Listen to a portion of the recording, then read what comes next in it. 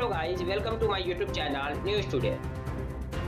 TMC सांसद महुआ मोइत्रा, जिन पर यह आरोप है कि उन्होंने पैसे लेकर संसद में सवाल पूछने का काम किया है।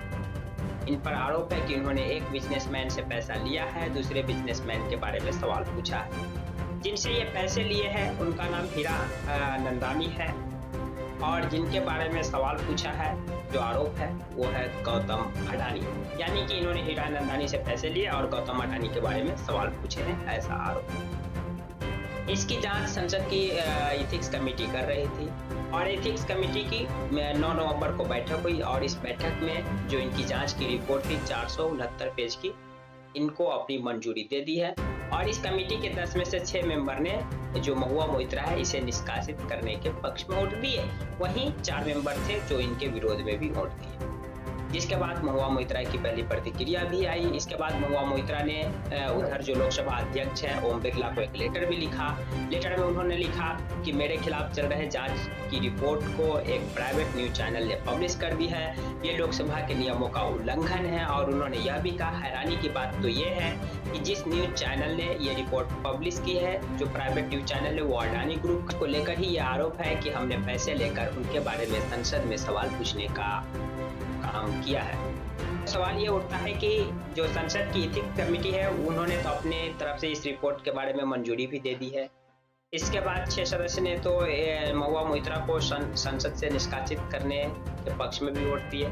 तो क्या संसद से महुआ मोइत्रा को निष्कासित किया जा सकता है? इसे लेकर क्या प्रोसेस है, इसे भी हम जानेंगे। साथ ही साथ महुआ मोइत्रा के जो सियासी करियर है इसे भी हम जानेंगे। महुआ मोइत्रा की जो शुरुआती पढ़ाई भले इंडिया में हुई, इसके बाद उन्होंने अपने हायर एजुकेशन के लिए अमेरिका चले गए। अमेरिका में उन्होंने एजुकेशन ली, उसके बाद वो लंदन में उन्होंने एक बैंक में जॉब, फिर उन्होंने बैंक की जॉब को छोड़कर फिर सियासत ज्वाइन कर लिया और 2016 में पहली बार वो टीएमसी के टिकट पर विधायक बनी थी। फिर 2019 में टीएमसी के टिकट पे ही वो संसद भवन पहुंची थी और उन पर अब आरोप है कि उन्होंने पैसे लेकर के संसद में सवाल पूछने का काम किया है। तो चलिए हम डिटेल्स में जानने की कोशिश करेंगे। हम सभी पहलुओं को डिटेल से एनालिसिस करेंगे कि महुआ मोइत्रा पर जो आरोप है, एथिक्स कमेटी ने जो सिफारिश की है, अगर महुआ मोइत्रा निष्कासित होती है तो इसके लिए प्रोसेस क्या है, हीरा नंदानी कौन है, गौतम अडानी को तो आप जानते ही होंगे। हम सभी पहलुओं को डिटेल्स में जानेंगे। आप लोगों से रिक्वेस्ट है कि आप इस वीडियो को कंप्लीट देखें। अगर मेरे चैनल पर नए हैं तो प्लीज मेरे चैनल को सब्सक्राइब कर दीजिए, वीडियो को लाइक कर दीजिए, क्योंकि यह वीडियो काफी ज्यादा इंटरेस्टिंग होने वाला है। आपको यहाँ पर काफी ज्यादा जानकारी जानने को मिलेगा। चलिए हम आप लोगों का ज्यादा समय नहीं लेते। यहाँ पर आप अलग अलग अखबार के हेडलाइंस देख सकते हैं, चाहे वो इंडियन एक्सप्रेस इंग्लिश अखबार हो या मिंट हो या फिर हिंदी अखबार दैनिक भास्कर हो।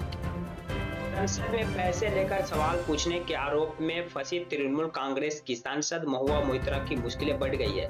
9 नवंबर को इस मामले में लोकसभा की एथिक्स कमेटी की बैठक हुई, जिसमें 469 पेज की रिपोर्ट को मंजूरी दी गई है। इसके बाद कमेटी के 10 में से 6 मेंबर ने महुआ मोइत्रा को लोकसभा से निष्कासित करने के पक्ष में वोट किए। वहीं 4 मेंबर ऐसे थे जिन्होंने विपक्ष में वोट किया। सूत्र के मुताबिक शुक्रवार 10 नवंबर को लोकसभा स्पीकर ओम बिरला को ये रिपोर्ट सौंपे जाएंगे। सूत्र के मुताबिक यह जो रिपोर्ट है वो शुक्रवार 10 दिसंबर को लोकसभा अध्यक्ष ओम बिरला को सौंपा गया। वहीं कमेटी के जो 4 सदस्य हैं जिन्होंने महुआ मोइत्रा के निष्कासित के विरोध में वोट किया है, उन्होंने रिपोर्ट को पूर्वाग्रह से ग्रसित और गलत बताया है। तो यानी 4 मेंबर ऐसे हैं जिन्होंने इस रिपोर्ट को पूर्वाग्रह से ग्रसित और गलत बताया है। एथिक्स कमेटी की सिफारिश के बाद महुआ मोइत्रा टीएमसी सांसद ने अपनी तरफ से पहली प्रतिक्रिया दी। उन्होंने कहा कि यह कंगारू कोर्ट में पहले से फिक्स मैच की तरह था, भले ही मुझे निष्कासित कर दे, अगली लोकसभा में मैं ज्यादा वोट से जीत कर वापस आऊंगी, ये कहना है टीएमसी सांसद महुआ मोइत्रा। वही आप लोकसभा के पूर्व जनरल सेक्रेटरी का ट्वीट देख सकते हैं। उन्होंने लिखा है कि ये शायद पहली बार है जब लोकसभा एथिक्स कमेटी ने किसी सांसद के निष्कासन की सिफारिश की है। कमेटी की रिपोर्ट लोकसभा स्पीकर को भेजी जाएगी। स्पीकर संभवतः इसे जारी करने का आदेश दे सकते हैं। अगले सत्र में कमेटी के चेयरमैन से संसद में पेश करेंगे।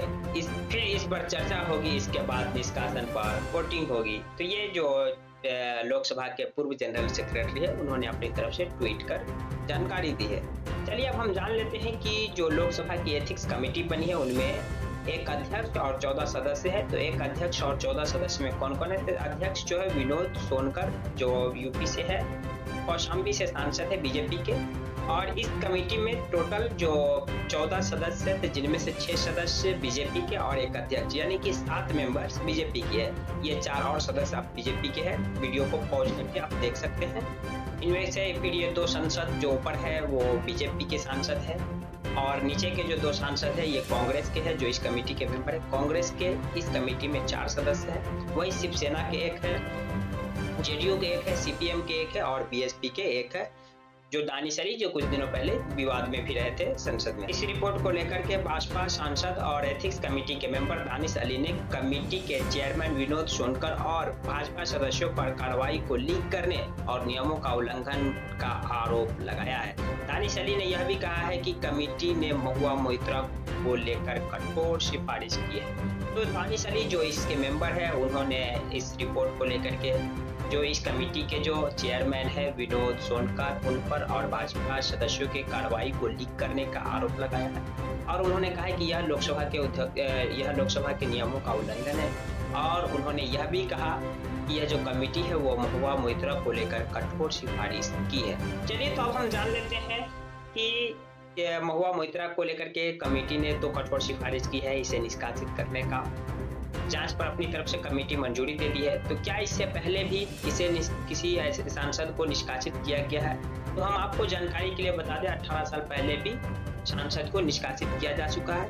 12 दिसंबर 2005 में राज्य 11 सांसदों का सवाल के बदले पैसा लेने में निष्कासन का मामला सामने आया। इसकी सिफारिश राज्यसभा एथिक्स कमेटी ने की थी। 23 दिसंबर को इन सांसदों को निष्कासित कर दिया। यानी इनसे पहले भी एथिक्स कमेटी के सिफारिश पर सांसद को निष्कासित किया गया, जिन पर पैसे लेकर सवाल पूछने के आरोप लगे थे। यहाँ पर आप महुआ मोइत्रा को लेकर के जो रिपोर्ट है एथिक्स कमेटी की, इसे आप देख सकते हैं। वही जो महुआ मोइत्रा जो इस रिपोर्ट को लीक होने करके लोकसभा स्पीकर ओम बिरला को लेटर लिखकर शिकायत दर्ज कराई है। महुआ मोइत्रा ने कहा है कि एक प्राइवेट न्यूज चैनल ने कमेटी की रिपोर्ट पब्लिश कर दी है। यह लोकसभा के नियमों का उल्लंघन है। सबसे हैरानी की बात यह है कि जिस चैनल में यह खबर चल रही है वो अडानी ग्रुप का है।